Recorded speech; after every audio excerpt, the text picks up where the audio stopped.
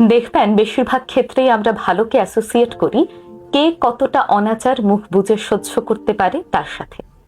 ঘরের বড় মেয়ে রিতা খুব ভালো, কারণ তাকে ভালো টিউশন দেওয়া না হলেও ভালো রেজাল্ট নিয়ে আসে। বাসি আলু ভাজি দিয়ে ভাত খেতে দিলেও কোনো রকম দোষ ধরে না। কিন্তু মেঝো মেয়ে নিতা ভালো না, কারণ সে তার পছন্দ অপছন্দের ব্যাপারে যথেষ্ট লাউড এবং সে তার পয়েন্টে অনড় থাকে। শাহিদ ভাই খুব ভালো মানুষ, কারণ তিনি তার মায়ের বিপক্ষে কথা বলেন না, আবার বউয়ের বিপক্ষেও কথা বলেন না। ঘরের এপাশে মা ওপাশে বউ, এই দুইজনের ইমোশনাল অ্যাটাকে শাহিদ ভাইয়ের দুই চোখ আজ গর্তের ভেতরে। কিন্তু যেহেতু শাহিদ ভাই ভালো মানুষ, তাই তিনি এই সাইকেল থেকে কিছুতেই বের হয়ে আসতে পারেন না। কিন্তু শাফিন ভাই যে কোনো সমস্যায় আগে বউ এবং মা দুই পক্ষের আলোচনা শোনেন। দুই পক্ষের কথা শোনার পর নিজের ক্যালকুলেশনকে প্রায়োরিটাইজ করে যা সত্য, যা লজিক্যাল, সেই পক্ষে কথা বলেন। তখন দেখা যায় শুরুতে মা অথবা বউ দুজনের একজন একটু মনক্ষুণ্ণ হলেও ইন দ্য লং রান ফ্যামিলিতে শাফিন ভাইয়ের জায়গাটা ক্লিয়ার থাকে। অবশ্যই প্রাইস পে করতে গিয়ে শাফিন ভাই কখনোই শতভাগ ভালো ছেলে কিংবা ভালো স্বামী হতে পারে না। টুম্পা ভাবির মতো ভালো মানুষ পৃথিবীতে আর নেই, কারণ যে কোনো সময় তার ঘরে কোনো রকম ডিসক্লেমার ছাড়াই গিয়ে উপস্থিত হওয়া যায়। এমনকি তার বাচ্চাদের পরীক্ষার সময়ও তিনি ঘর ভর্তি মেহমান থাকা সত্ত্বেও বাচ্চাদেরই কনভিন্স করেন কিভাবে সবার উপস্থিতি ইগনোর করেও মনোযোগ দিয়ে লেখাপড়া করা যায়। অথচ তিনি তো রুম্পা ভাবির মতো হতে পারতেন।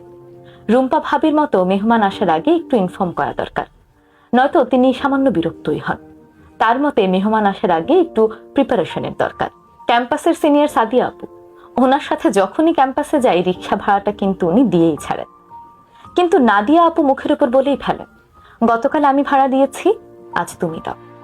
আমার বন্ধু শিহাব ভীষণ ভালো, পরীক্ষায় আগের দিন রাত 3টা বাজে তাকে ফোন করলেও সে আমাকে সব পড়া বুঝিয়ে দেয়। কিন্তু মিরাজ বলেই ফেলে, দেখ আমি যদি আজকে তোকে পড়া বোঝাতে যাই তাহলে আমার পরীক্ষাটা খারাপ হবে, তোর উচিত ছিল আরো 3 দিন আগে আমাকে নক করা।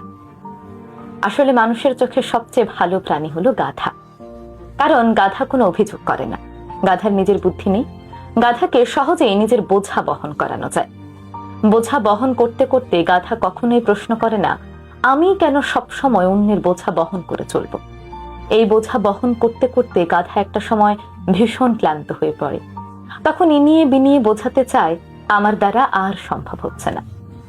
যখন গাধা এই অবস্থায় চলে যায়, তখন গাধার মালিক সেই গাধাকে ডিসকার্ড করে নতুন আরেকটি গাধা নিয়ে আসেন, কারণ ওই যে গাধার মুখে যুক্তি অকাম্য।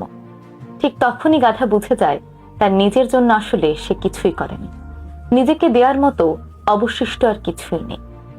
সত্যি বলতে অনাচার সহ্য করার মধ্যে ভালো কিছু নেই, সাহসিকতার কিছু নেই, কথায় কথায় সবার পোষ মেনে যাওয়ার মধ্যে ভালো নেই।